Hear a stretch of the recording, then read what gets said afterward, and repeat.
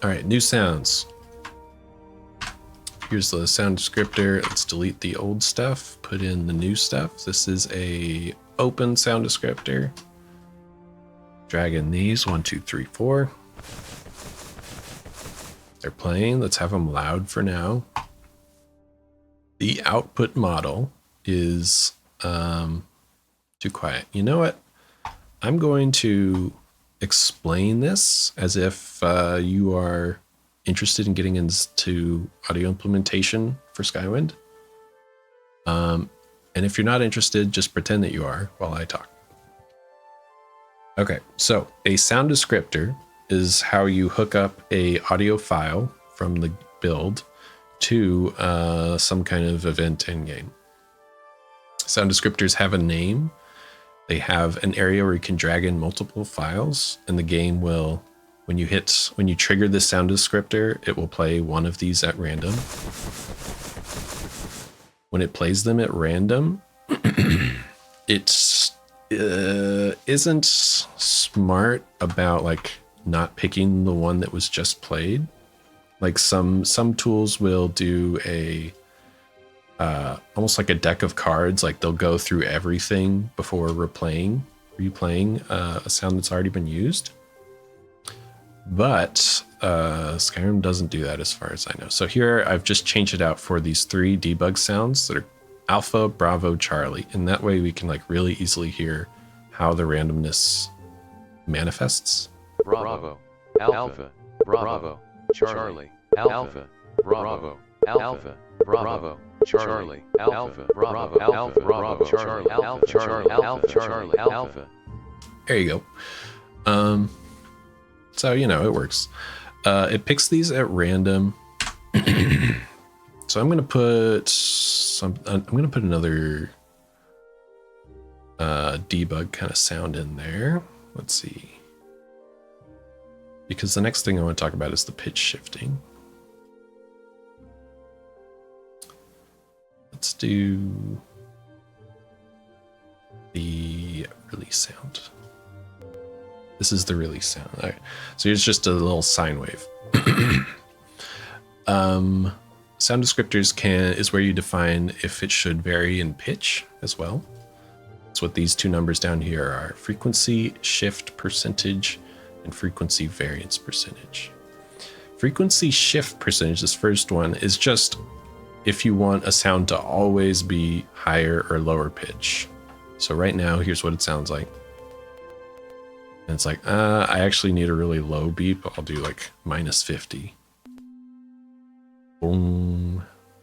And so you can use that to be clever and like reuse assets in different ways. I think Skyrim uses it with like dog sounds. Like they'll pitch a dog really low for certain creatures, I think. I think they did that primarily to save on like hard drive space, because it was an Xbox 360 game and it was, you couldn't have, 100 gig games back then. That's what the frequency shift percentage is. And I think each percentage is like half of a semitone. Let's see if that's, here's regular. Let's go up to, it's hard to hear and the music's in the way. Please give me a hold. All right, let's go up to like 24. 0. No, it's less than half a semitone. All right, I don't know what it is, but you can kind of earball it. And then frequency variance is how much randomness there should be in the pitch. 0% meaning always have the exact same pitch. Or I could do a big number like 20 and I'll hit play, and sometimes it'll be high pitch, sometimes it'll be low pitch.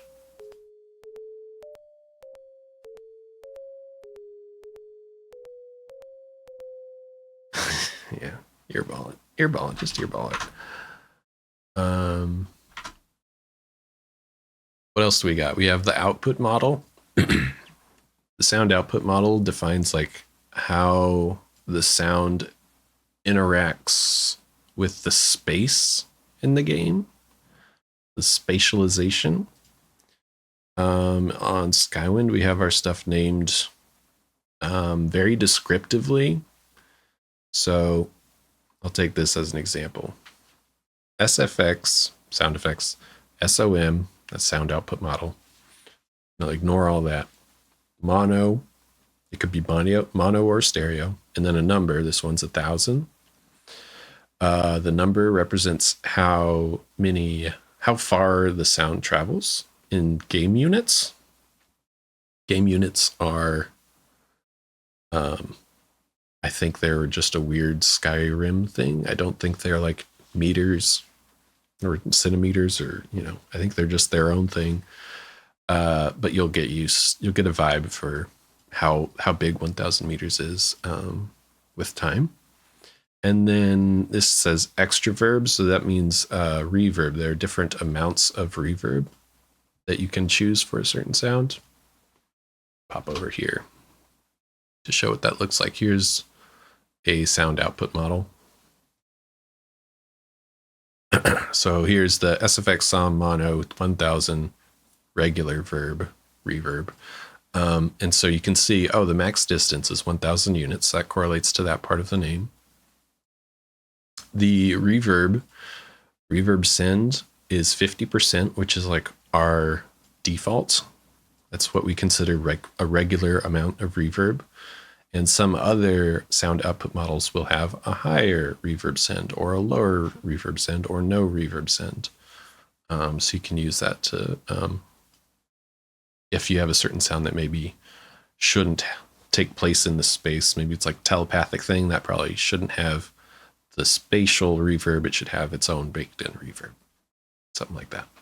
Also, you can see here, this is like the fall off curve. If you look at these sliders, they're kind of forming a nice little arc here. This is how this particular sound falls off with distance. And they're not all the same. If I go to like a soft one, look, this one like drops off really fast and then gentle. So we have a couple different curves in there. Yeah. So let's go back to the sound descriptor. Sack. Open the sack, please. All right. So we talked about the sound output model for the sack open. We've like done some testing before, and I know what we want. We want a stereo 1500 with regular verb. Boom. 1500 has been a good distance in our testing. And I don't need to get into the rest right now. You can have a static attenuation, which is just kind of like frequency shift. It's like all the time I want this to be 6 dBs quieter than what I baked the file as. So here's the file normal. And then -6-ish, because nothing's perfect. Oh my God, -6.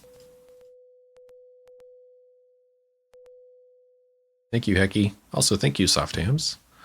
So yeah, -6, or you can have the variance, which is, sometimes do it loud, sometimes do it quiet. So here I'll do 10, I'll kind of bump it up and we'll listen, and sometimes it'll be loud, sometimes it'll be quiet.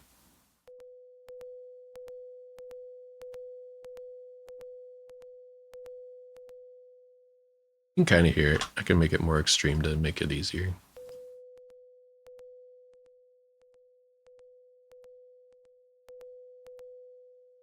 There you go.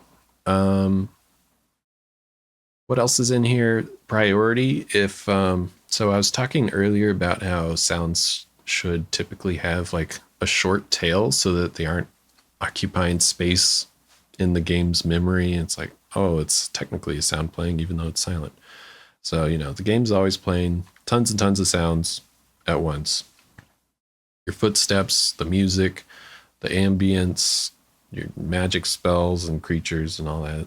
And so sometimes there's too many sounds playing at once and the game has to decide what does not matter. And that's where priority comes into play. You can say, oh, this is high priority. It should always, always, always play. Even if a million other sounds are playing, just cut those off and play this sound. Or you can say low priority, which is usually like for, I was going to say footsteps, not necessarily footsteps, but like little tiny little sounds that crickets or something of like, oh, if there's a giant fight happening, the crickets can shut up for a second. And this gives us like a ton of control. Look at all these different numbers. But in practice, we kind of use it as high, medium, low, or like a 5-step thing of like either it's really important, kind of important, neutral, kind of unimportant, doesn't matter. And these go right in the middle. All right, so let's actually do what we're supposed to be doing. We're doing this